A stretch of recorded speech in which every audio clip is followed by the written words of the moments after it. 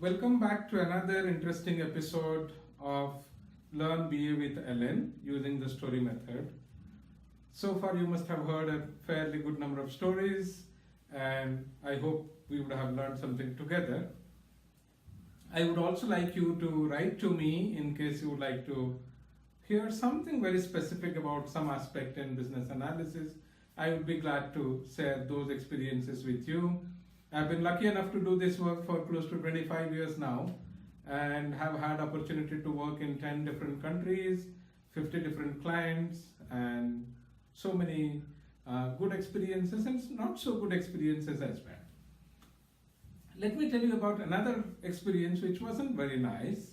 So this was a client where we were developing an insurance product for the client, and what happened is we were in UAT and then we were meeting all the country heads.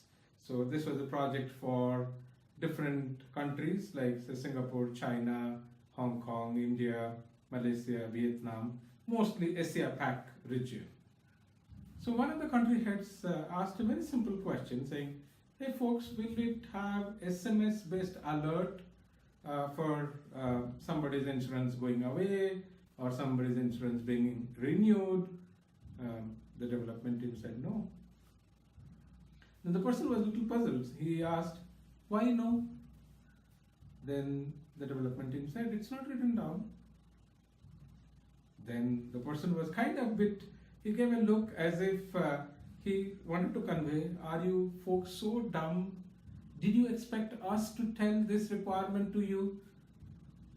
Did you not figure out this requirement yourself?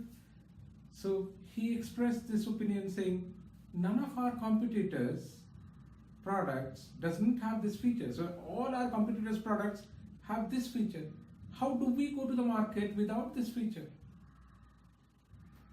And because of this decision, the project was postponed by 3 months because we had to again interface, understand SMS gateway, make sure that it is working well, all kinds of things happened.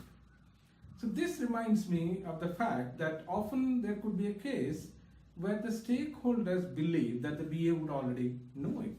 Unfortunately, the BA may not know it. So it remains in the shadow or in the darkness for the product that this is such a requirement which exists and nobody knows. So the concept of implicit requirements is extremely critical for BAs to understand. That means, are there expectations by the stakeholders which is not simply being stated? So how do you come up with this kind of implicit requirements? Couple of things that we can do. Definitely one is to have better domain and industry knowledge. That always helps you to anticipate requirements. 2, use a good checklist. In fact, a checklist is a very simple method where you can write down, say, about common expectations in the industry or domain and make sure that when you are getting the requirements, those requirements have been covered. It's possible that the customer or stakeholder can say, I don't need this requirement, but that's a conscious decision. Okay, so we know that something is not needed or something is needed.